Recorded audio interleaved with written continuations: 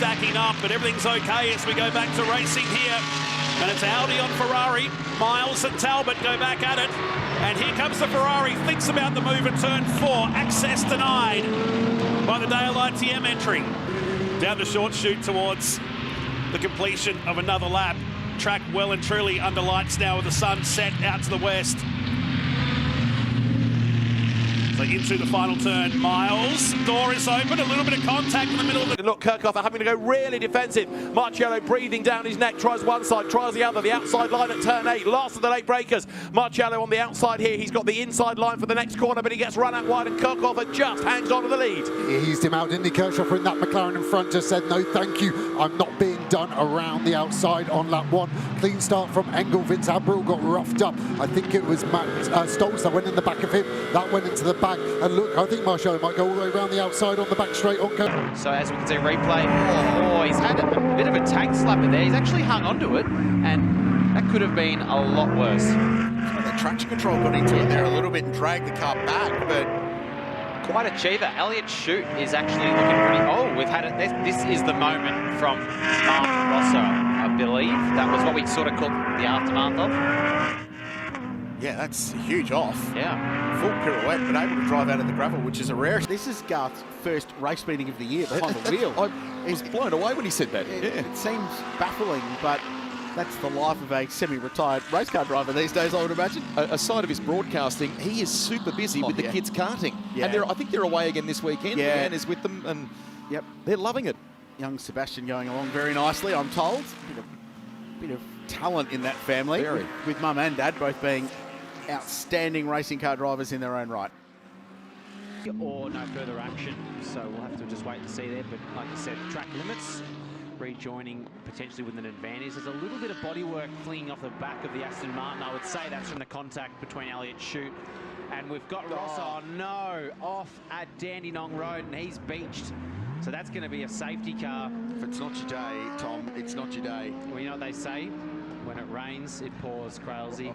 We haven't got there yet, but it has for Team BRM. The Firestone Road gets a little bit closer, almost within tasting distance of that rear diffuser of the Aston Martin, isn't it? So Brooks and Ryan Wood up to 5th place.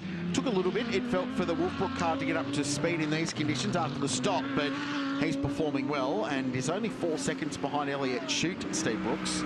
So he might have some ambitions on grabbing Lucchini by the end of this one too. There is Elliott Shute, there is the Wolfbrook car.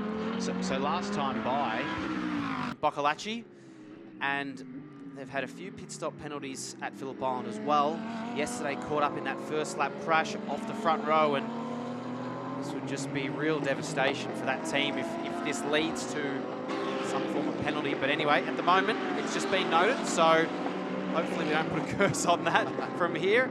And he's got a 1 second margin over Jaden Ojeda, then Brock Feeney in behind. 1.6 seconds back is Brock Feeney to Ojeda. Stop coming up well earlier than they expected as the leaders come through to complete the first lap. Stokel ahead of Talbot. Sheargold behind the wheel of the Ram Motorsport. Garth Walden racing entry. The Mercedes-Benz runs in 3rd position.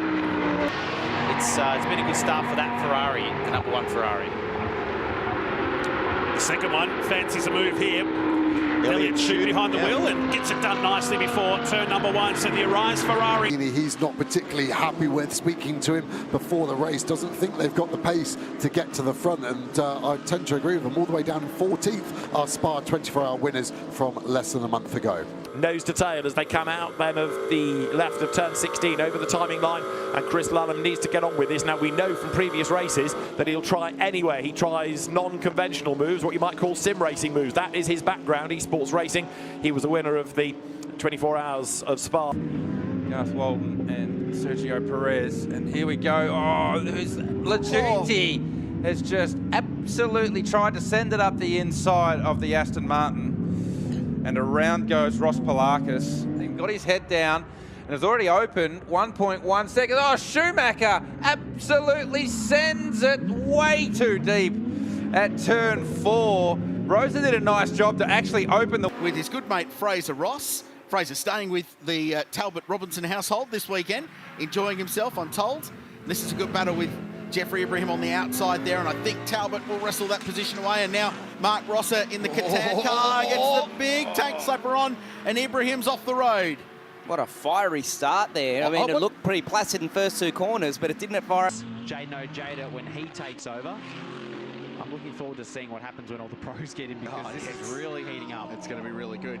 Battle in the AM class, so they've completed their mandatory pit stops. Ben Schutz now leads the way there in his Mercedes AMG in front of Darren Curry. There's just a couple of tenths between them. Rene Gracie 2.5 seconds behind the wheel as the pit stop window opens for the Pro-Am cars. I would expect a position number 8, or he was. Oh, Feeney's off. Feeney runs it very wide and just gets it gathered up before dropping it through the undergrowth at the final corner, and it might open him up to attack from Jackson Evans. I was going to point out, Paul Stokel in the KFC Audi trophy class car is right up and among it in 7th position outright, doing a great stop. And Peroni, as you said, from 14th position. Completed 1 lap, so how long can Peroni resist the pressure of Ojeda? Oh, Feeney very wide at turn 2. It could open the door a little bit for Brendan Leach in the Dale ITM Audi teammates out of the MPC stable. Audi Customer Sport Racing Australia, based in Melbourne, southeastern suburbs. This team has had a huge amount of success. They are the most winning team in Australian, well, GT World Challenge Australia competition.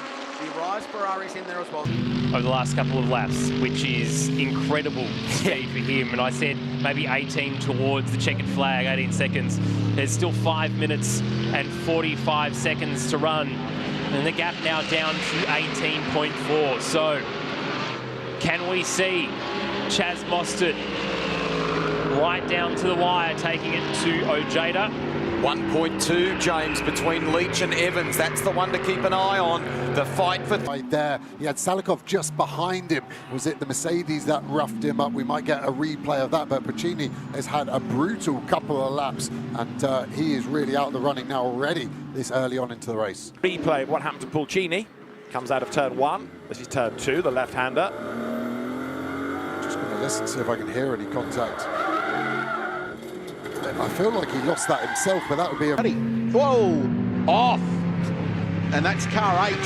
So Elliott Shute spins as Talbot goes fastest at a 1:25.8 for Liam. As he kept it off the wall, I think just. That is a mighty lap from Liam Talbot, and this could have been a mighty crash from Elliott Shute, but the gravel trap on the exit of turn 12 has done its job. I don't think he hit anything. Qualifying Scott in this car and got what is a 2013 specification Porsche and contact with the Honduras Supermarkets Audi. The 2013 spec car, so it's almost a decade. Oh no, we've just been talking about Brad Schumacher, and he and Matt Stupers have got into each other, and they are well buried. They're not getting out of there in a hurry. And there's no doubt that will be a safety car. You don't drive out of the gravel. Of that car, and Talbot still looking very racy behind Schumacher. May have not got the best jump, but he's right in behind Schumacher here. Bit of a queue forming up behind Schumacher with Brooks in 3rd. He's been doing a cracking job as well so far this weekend, and considering he missed the last round at Queensland Raceway. Oh, shoot. There's Shute looking for a move. Not sure he'll get that done at turn 6, but we'll have to wait and see. No, he didn't, but he was just starting to think about getting the nose up the inside. And the better it is, the better the Aston Martin is, and Liam Talbot hustling the car towards the front. But as it dries out, perhaps it comes back to the pack. So those around Liam will be hoping for dry weather. Liam would love it to keep raining and use all of that experience as one of the most successful drivers in GT World Challenge Australia history, and a double champion looking to grab his first win aboard an Aston Martin. I mean, this is just a baptism of fire for all the drivers out there, considering they get handed the vehicle midway through the race and say, hey. So keep an eye on him, but Alex Peroni sort of bolted here. A lot of confidence there through turn 1, and once again, Feeney just losing out a little bit on that cold tyre on a restart. Well, once is a question mark, twice is almost a trend, isn't it? That car doesn't look very safe on a cold tyre. So it was challenging to drive on the opening lap, and it's been challenging again. He runs very wide at turn 3. It's going to open the door for Brendan Leach to get a good exit out of that corner and the drag race down towards the left-hander at turn. Harry, just in case the supercars land, you know, in case you have a radio drop out, and it's tough because if you don't have a radio, you don't have to talk. Oh, Brendan goes for a massive dive, and there's contact between the two. Brendan has actually ran wide there on passing Chaz Mostert, so it looked like a bit of bodywork also came off that car as well. Agree. Just tap that timing screen. It's just 2 hours, 24 minutes to go, doesn't it? That's a big move at this stage, isn't it? A full Euro spec, the way he sent it then.